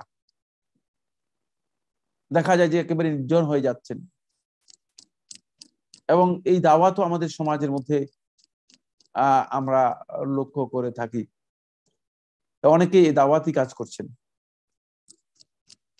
বন্ধুগণ, সালাফদের দাওয়াতের সর্বপ্রথম আল মা'লামুল আউয়াল, সর্বপ্রথম যেই নিদর্শন অথবা সর্বপ্রথম যে চিহ্ন, সেটা হচ্ছে তারা তাদের দাওয়াত শুরু করবেন তাসহিহুল আকীদা, আকীদাকে সংশোধন করার জন্য। আকীদা যতক্ষণ পর্যন্ত সংশোধন না হবে, যেহেতু এটা হচ্ছে আসল, আসল যতদিন পর্যন্ত ঠিক না হবে, মানে ততদিন পর্যন্ত ফারআ, মানে এখানে আপনি কি হবে না, যেটা আসলের উপর ভিত্তি করে তৈরি হয়েছে শাখা প্রশাখা যেগুলো আছে সেগুলোকে সংশোধন করা অত্যন্ত কঠিন হয়ে যাবে। ফলে এই নামে যতগুলো দাওয়াত চলছে সবগুলো দাওয়াতই সালাফদের দাওয়াতের সাথে সামঞ্জস্যপূর্ণ নয়, বরং সালাফদের দাওয়াতের সাথে এটি বলা যেতে পারে যে এটা অনেক দূরবর্তী একটি অবস্থান। 1 নম্বর পয়েন্ট। 2 নম্বর পয়েন্ট হচ্ছে আল মা'লামুস সানি, দ্বিতীয় যে মা'লাম হচ্ছে সালাফদের দাওয়াতের ক্ষেত্রে, সেটা হলো সালাফগণ তাদের দাওয়াতের ক্ষেত্রে কিতাব এবং সুন্নাহকে তারা আঁকড়ে ধরতেন এবং আলা মা ফাহিমাহু সালাফুল উম্মাহ, উম্মার সালাফ প্রথম যুগের পূর্বসূরি যারা ছিল তাদের বুঝ অনুযায়ী কোরআন এবং সুন্নাহকে আঁকড়ে ধরতেন। কোরআন সুন্নাহ তাদের কাছে একমাত্র দুটি ছিল আসল। এই দুটি আসলের উপর তারা নির্ভর করে তারা তাদের দাওয়াতকে কি করতেন, পরিচালিত করতেন এবং এর সাথে যুক্ত করতেন নুসুস আশ-শারঈয়া এর ক্ষেত্রে এইটাকে বাধ্যতামূলক করতেন, এই নুসুস গুলো, এই দলিল গুলো সহিহ কিনা। কারণ দাঈফ, দুর্বল, জাল দলিলের মাধ্যমে সালাফগণ তাদের দাওয়াত কি করতেন না, দাওয়াত দিতেন না। এখন তো দাওয়াতের জন্য দাল জয়ীফ যত বলা যায়, তার কারণ হচ্ছে যত দাঈফ দুর্বল কথা, যত অবান্তর অসাধারণ কথা, যত নতুন নতুন কথা আপনি মানুষদেরকে বলতে পারবেন, তত মানুষ বলবে যে লোকটা মনে অনেক বড় আলেম, লোকটা অনেক কিছু আবিষ্কার করতে পারে, অনেক গবেষণা তার রয়েছে। এটা সালাফদের মানহাজের যেই মৌলিক যেই নিদর্শন এর পরিপন্থী। দাওয়াতের ক্ষেত্রে তারা দুইটাকেই মূল আসল হিসেবে গ্রহণ করেছেন। সালাফগণ দাওয়াত দিতেন, তাদের নির্ভর হতো কোরআন এবং সুন্নাহ এই দুটি আসলের উপর, কিতাব এবং সুন্নাহ এই দুটি আসলের উপর, এই দুটি মৌলিক বিষয়ের উপর। কোনোভাবেই তারা নিজেদের ইজতিহাদ এবং কোনো মাসলাহাত এর মাধ্যমে কিতাব এবং সুন্নাহর কন্ট্রাডিক্ট করতেন না, সাংঘর্ষিক অবস্থানে যেতেন না। এবং তারা এটাও মনে করতেন কিতাব এবং সুন্নাহ এর বিপরীত করে, এর পরিপন্থী হয় এমন যত কাজ আছে সবগুলো ফাসিদুল ইতিবার, তাদের কাছে গ্রহণযোগ্য নয়, সেগুলোর দিকে তারা দৃষ্টি দিতেন না, এগুলোকে তারা বর্জন করতেন। এই কারণে কিতাব এবং সুন্নাহকে তারা সর্বাবস্থায় গ্রহণ করতেন। রাসূল সাল্লাল্লাহু আলাইহি ওয়াসাল্লামের হাদিস থেকেও এটা বুঝা যায়। রাসূলুল্লাহ সাল্লাল্লাহু আলাইহি ওয়াসাল্লাম সহিহ মুসলিম হাদিসের মধ্যে বলেছেন, ফাইন্না খায়রাল হাদিসি কিতাবুল্লাহ ওয়া খায়রুল হাদি হাদি মুহাম্মাদিন সাল্লাল্লাহু আলাইহি ওয়াসাল্লাম। আপনারা সবাই এই হাদিস সম্পর্কে জানেন। ফলে সালাফগণ কিতাব এবং সুন্নাহ এর মধ্যেই যেটা হক সেটাকেই গ্রহণ করতেন এবং সেই আলোকেই তারা মূলত তাদের দাওয়াতি কাজ করতেন। দাওয়াতি কাজের ক্ষেত্রে তাদের কিতাব এবং সুন্নাহর অপরিহার্য অনুসরণের ক্ষেত্রে তাদের সবচেয়ে বড় অবলম্বন ছিল একটাই, সেটা হচ্ছে আত-তাসাল্লুহু বিল ইলমি শারঈ। ইলমে শারঈকে তারা অবলম্বন করতেন, দাওয়াতটা দিতেন আলা বাসীরাতিন, জ্ঞানের ভিত্তিতে। তাহলে তাদের এই দাওয়াতের ভিত্তি হচ্ছে জ্ঞানের ভিত্তিতে, আন্দাজ অনুমানের উপর নয়, ধারণার উপর নয়। মানে যে জ্ঞানের মাধ্যমে তারা হককে হক হিসেবে স্পষ্ট করে বুঝতে পারতেন এবং যার মাধ্যমে তারা যেটা সঠিক কথা সেটাকে তারা উদ্ঘাটন করতে পারতেন। শেখুল ইসলাম ইবনে তাইমিয়া রাহমাতুল্লাহ এই বিষয়টিকে তাফসীরুল কবীরের ৫ম খণ্ডে ৩০৪ পৃষ্ঠায় বলেন, তিনি বলেন, ওয়াল্লাহু সুবহানাহু ওয়া তাআলা ক্বাদ আমারানা বিল আমরি বিল মারুফ ওয়া নাহয়ি আনিল মুনকার। আল্লাহ সুবহানাহু ওয়া তাআলা আমাদেরকে আমরি বিল মারুফ ওয়া নাহয়ি আনিল মুনকার নির্দেশ দিয়েছেন, ভালো কাজের আদেশ করতে এবং মুনকার গর্হিত অপছন্দনীয় কাজ থেকে মানুষদেরকে বাধা দিতে নিষেধ করতে আল্লাহ সুবহানাহু ওয়া তাআলা আমাদেরকে নির্দেশ দিয়েছেন। ওয়াল আমরু বিশ-শাইই মাসবুকুন বিমা'রিফাতিহি, কোন কাজের নির্দেশ দেওয়ার আগে ওই কাজ জানা অপরিহার্য। ফামান লা ইয়ালামুল মা'রুফ, যে ব্যক্তি মা'রুফ সম্পর্কে জানে না, লা ইউমকিনুল আমরু বিহি, তার জন্য সম্ভব নয় সে ভালো কাজের জন্য নির্দেশ দিবে। এজন্য মা'রুফ সম্পর্কে আপনাকে জানতে হবে। আসলে আমরা অনেকে আছে মা'রুফ কি করতেছি, এটা কি আমরু বিল মা'রুফ কিনা সেটাও আমরা জানি না। ওয়ান নাহয়ি আনিল মুনকার মাসবুকুন বিমা'রিফাতিহি, আর মুনকার থেকে নিষেধ করার কাজটিও মুনকার সম্পর্কে জানার সাথে সম্পৃক্ত। ফামান লাম ইয়ালামহু, যে ব্যক্তি মুনকার সম্পর্কে জানে না, লা ইউমকিনু নাহয়ু আনহু, মুনকার থেকে তার জন্য নিষেধ করা জায়েজ নেই, সম্ভব হবে না। সুবহানাল্লাহ। আমরা কতই না আমর বিল মা'রুফ করতে গিয়ে মুনকার কাজ করে ফেলতেছি। আমরা মনে করতেছি যে আমরা ভালো কাজের নির্দেশ দিচ্ছি, অথচ আমরা এই কাজের মাধ্যমে মুনকার করতেছি। আর কতই না নাহি মুনকার করতে গিয়ে বড় ধরনের মুনকারের মধ্যে পড়ে যাচ্ছি। এই বিষয়গুলো কি আমরা ভালো করে বুঝতে পারছি? এই জন্য বন্ধুগণ, সেলেফদের মানহাজ দাওয়াতের ক্ষেত্রে খুবই স্পষ্ট বিষয়। কিতাব এবং সুন্নাহর মানদণ্ডে মারুফ এবং মুনকার এই বিষয়গুলো আমাদেরকে জানতে হবে। তাহলে আমরা আমর বিল মারুফ ও নাহি আনিল মুনকার করতে পারবো, লোকদেরকে সৎ কাজের আদেশ দিতে পারবো, অসৎ কাজ থেকে মানুষদেরকে আমরা নিষেধ করতে পারবো। কিন্তু যদি আমরা না জেনে আন্দাজ অনুমানের উপর এই কাজগুলো করে থাকি, তাহলে আমাদের এর ক্ষেত্রে ভুল হবে। বন্ধুগণ, কিতাব এবং সুন্নাহকে আঁকড়ে ধরার ক্ষেত্রে সালাফদের অন্যতম একটা দিক ছিল, সেটা হচ্ছে তারা এই ক্ষেত্রে প্রত্যেকটি কাজ আল্লাহ রাব্বুল আলামিনের সন্তুষ্টির জন্য তারা কাজগুলো করতেন। আল্লাহর সন্তুষ্টির বিষয়টি এখানে খুবই গুরুত্বপূর্ণ বিষয়। দাওয়াতের ক্ষেত্রে যতদিন পর্যন্ত আল্লাহর সন্তুষ্টি না থাকবে, ততদিন পর্যন্ত সেই দাওয়াত সত্যিকার দাওয়াতে রূপান্তরিত হবে না, এবং সেই দাওয়াতের মধ্যে বিচ্যুতি এবং বিভ্রান্তি থেকে যাবে। 3 নম্বর পয়েন্ট আলোচনা করব, এরপরে আজকের আলোচনা আমরা ক্লোজ করার জন্য চেষ্টা করব। আজকে যদি কোনো প্রশ্ন থাকে আপনাদের, সেই প্রশ্নের উত্তর দেবো ইনশাআল্লাহ তাআলা। 3 নম্বর পয়েন্ট হচ্ছে বন্ধুগণ, সালাফগণ তাদের দাওয়াতের ক্ষেত্রে তারা শরঈ দলিল যেগুলো পেশ করতেন, সেখানে লাইসা মিনহা কাউলুল ওয়াহিদ মিনাস সালাফ, সালাফদের কোন একজনের বক্তব্যকেই তারা দলিল হিসেবে গ্রহণ করতেন না, কারণ একজনের বক্তব্য দিয়ে দলিল হয় না। বর্তমানে আমরা এটা লক্ষ্য করে যাচ্ছি যে একজনের একটা বক্তব্য নিয়ে এসেই সেটাকে আমরা দাওয়াতের ক্ষেত্রে দলিল হিসেবে পেশ করার চেষ্টা করছি। কোন সন্দেহ নেই, মানহাজুস সালাফ হচ্ছে কিতাব এবং সুন্নাহর অনুসরণ। সাহাবায়ে কেরামদের বুঝের আলোকে, বুঝ অনুসারে, আর শরীয়তের এই যে দলিলগুলো রয়েছে, এই দলিলগুলো এগুলো সবগুলোই খেয়াল রাখতে হবে যে এগুলো সবগুলোই কোরআন এবং সুন্নাহ নির্ভরশীল, এবং এর সাথে ওয়াল আদিল্লাতু শারঈয়াতু তাবিআতু লিহাযা মিনাল ইজমা ওয়াল কিয়াস, এবং ইজমা এবং কিয়াসের যে দলিলগুলো কোরআন এবং সুন্নাহর সাথে সম্পৃক্ত হয়েছে, লাইসা মিনহা কাউলুল ওয়াহিদ মিনাস সালাফ, এখানে সালাফদের একজনের বক্তব্য দলিল হিসেবে পেশ করা হয়নি কোথাও। একজনের বক্তব্য দলিল হয়। ফাল ওয়াহিদ ইউসিবু ওয়া ইউখতি, একজন ভুল করতে পারে, শুদ্ধ করতে পারে। ইজলা ইসমাত লাহু, কারণ তার ইসমত, নির্ভুল হওয়া, নির্ভেজাল হওয়া এবং পরিপূর্ণরূপে ভুল মুক্ত হওয়ার বিষয়টি সাব্যস্ত হয়নি।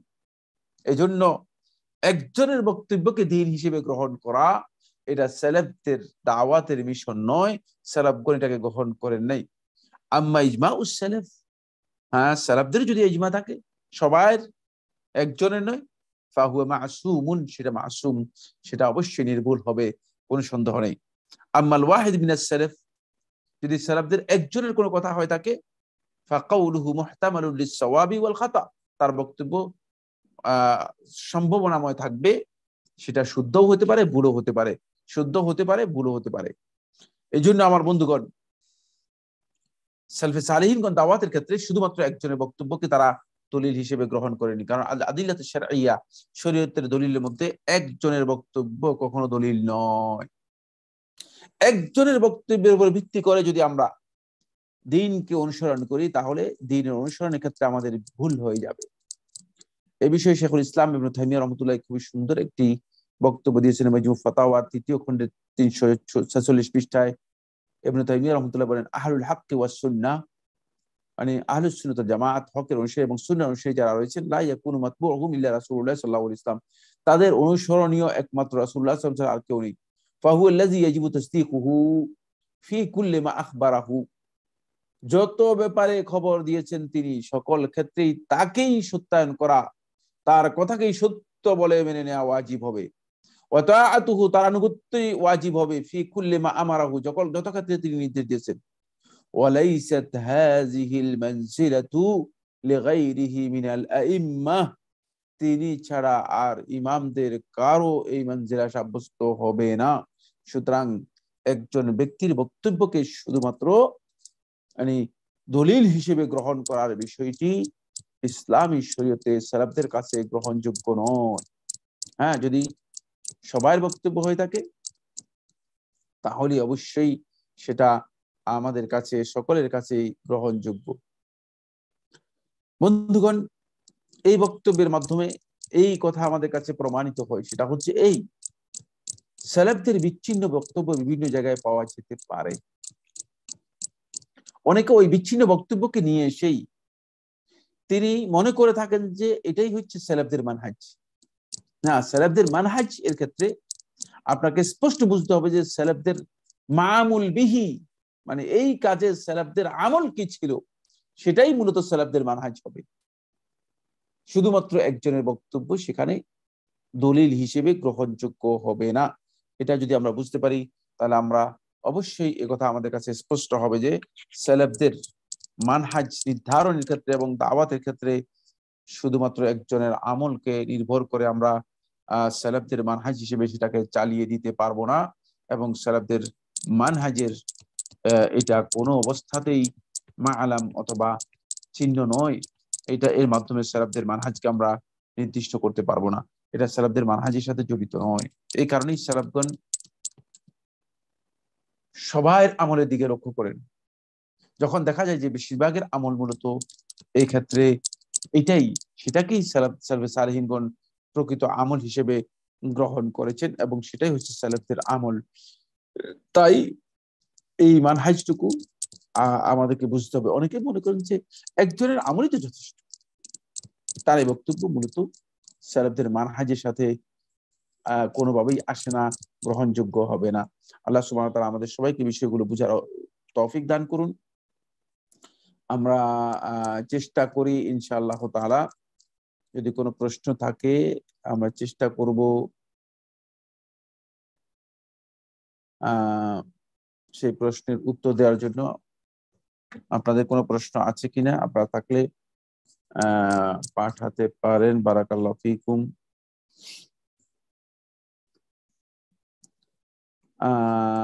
প্রশ্ন, আসসালামু আলাইকুম শেখ। ওয়ালাইকুম সালাম। আজকের প্রশ্ন ১ নম্বর, আমাদের বাড়ির আশেপাশে কোনো সালাফি মসজিদ নেই। একটি মসজিদে দারুল উলুম দেওবন্দ থেকে দাওরা হাদিস করা মুফতি প্রতি সপ্তাহে কোরআন এবং বুখারী, তিরমিজি ইত্যাদি হাদিস সামনে রেখে তাফসীর করেন, তার তাফসীর শোনা যাবে কি? শুনতে কোনো বাধা নেই, কিন্তু তার বক্তব্যকে অবশ্যই আপনি যদি সঠিক মনে করেন তাহলে আপনি গ্রহণ করতে পারবেন। আর যদি মনে করেন তার বক্তব্যে কোথাও না কোথাও কনফিউশন রয়েছে, সন্দেহ রয়েছে, তাহলে অবশ্যই একজন যোগ্য আলেমের কাছ থেকে সেটাকে সত্যায়ন করার চেষ্টা করুন, অথবা এই বক্তব্যটাকে আরো একটু যাচাই বাছাই করে গ্রহণ করার জন্য চেষ্টা করুন। কারণ হচ্ছে যেহেতু তিনি সুনির্দিষ্ট একটা পরিসরে অথবা পরিমণ্ডলের সাথে সম্পৃক্ত, সেখানে তার দ্বারা তিনি প্রভাবিত হতে পারেন এবং সেই প্রভাবে তার বক্তব্য প্রভাবিত হতে পারে। তাই তার বক্তব্য, তার আলোচনা, তার তাফসীর হতে পারে যে মানে তার ওই মানে ঘরানার প্রভাব আছে, সেই ঘরানার প্রভাব থেকে আসতে পারে। এই জন্য আপনাকে এই বিষয়ে কনফার্ম হতে হবে। সন্দেহমুক্ত হওয়ার জন্য বিষয়টি সঠিক যদি মনে না হয় তাহলে সেটাকে যাচাই করার চেষ্টা করবেন। সন্তানকে শুধু দিন শিক্ষা করানোর ক্ষেত্রে আমাদের নিয়ত কি হবে? কারণ সাধারণত এটা হয় যে সে ভবিষ্যতে তার পেশা হবে দ্বীনি বিষয়ের শিক্ষকতা, তাহলে কি দিন শিক্ষার বিনিময়ে দুনিয়া অর্জনের নিয়ত হয়ে যাচ্ছে? না, দুনিয়া অর্জনের নিয়ত হবে না। দিন শিক্ষার জন্য যদি আপনি এর যে সন্তান দিন শিক্ষা করবে, দ্বীনি বিষয়ে সে কাজ করবে, তাহলেই যথেষ্ট। এখানে এই নিয়তের মধ্যে কোনো ধরনের ঘাটতি নেই, এই নিয়তের মধ্যে কোনো ধরনের ঘাটতি নেই। একজন শাইখ বলেছেন যে ইসলামের যে কোনো বিধানের সিদ্ধান্ত দিতে কোরআন ও হাদিসের বাইরে কিছুর প্রয়োজন নেই, ইজমা কিয়াস বা ফিকহের কোনো প্রয়োজন নেই। কোনো সন্দেহ নেই, যিনি বলেছেন তিনি এ বক্তব্য সঠিক বলেননি, এ বক্তব্য সঠিক বলেননি। ইজমা এবং কিয়াস যেটাকে বলা হয় থাকে, সেটা কোরআন এবং হাদিসের বাইরের কোনো বিষয় ইজমা এবং কিয়াসের মধ্যে অন্তর্ভুক্ত হয় না। ইজমা হচ্ছে সার্ভিস আলহীর বক্তব্যের আলোকে কোরআন এবং হাদিসের থেকেই যা মানে আলেমদের বক্তব্য প্রমাণিত হয়েছে, সেটা হচ্ছে ইজমা। আর সেটা অবশ্যই গ্রহণযোগ্য, অন্যথায় আমরা সালাফদের থেকে বিচ্যুত হয়ে যাব। আর কিয়াস, কিয়াস হচ্ছে কোরআন এবং হাদিসের নির্দেশনার নাম। কোরআন এবং হাদিসের নির্দেশনা যদি আপনি গ্রহণ না করেন, তাহলে আপনি কিয়াস হবে না। কোরআন এবং হাদিসকে আপনি যদি শুধুমাত্র ওই বক্তব্যের মধ্যে কনফাইন করেন, সীমাবদ্ধ করেন, তাহলে কোরআন এবং হাদিস কয়েকটা মাসআলার মধ্যে সীমাবদ্ধ হয়ে যাবে। কোরআনের আয়াত যা মানে আয়াতুল আহকাম আছে, এই আয়াতুল আহকামকে যদি আপনি শুধুমাত্র ওই কয়েকটা আহকামের মধ্যে সীমাবদ্ধ করে দেন, তাহলে ওই কয়েকটি আয়াত ওই কয়েকটি আহকামের মধ্যে সীমাবদ্ধ হয়ে যাবে। ফলে কিয়ামত পর্যন্ত আগত যে বিষয়গুলো আছে, সেগুলোর সমাধান কোরআন এবং হাদিসের থেকে বের করা যাবে না। এই জন্যই মূলত কিয়াস সম্পর্কে যাদের জ্ঞান নেই, তারাই এ বক্তব্য দিয়ে থাকেন। এবং সালাফদের মানহাজ ইজমা এবং কিয়াসের বাইরে নয়। ইজমা এবং কিয়াস সালাফদের কাছে এটি গ্রহণযোগ্য দলিল, তবে এটা কোরআন এবং হাদিসের বাইরে গেলে গ্রহণযোগ্য হবে না। কোরআন এবং হাদিসের বাইরে গেলে সেটি কোনোভাবেই গ্রহণযোগ্য হবে না। কোরআন এবং হাদিসের মধ্যেই সেটা আমাদেরকে রাখতে হবে। আল্লাহ সুবহানাহু ওয়া তাআলা আমাদের সবাইকে তৌফিক দান করুন। সুবহানাকা আল্লাহুম্মা ওয়া বিহামদিকা আশহাদু আল্লা ইলাহা ইল্লা আনতা আস্তাগফিরুকা ওয়া আতুবু ইলাইক। ওয়াসসালামু আলাইকুম ওয়া রাহমাতুল্লাহি ওয়া বারাকাতুহু।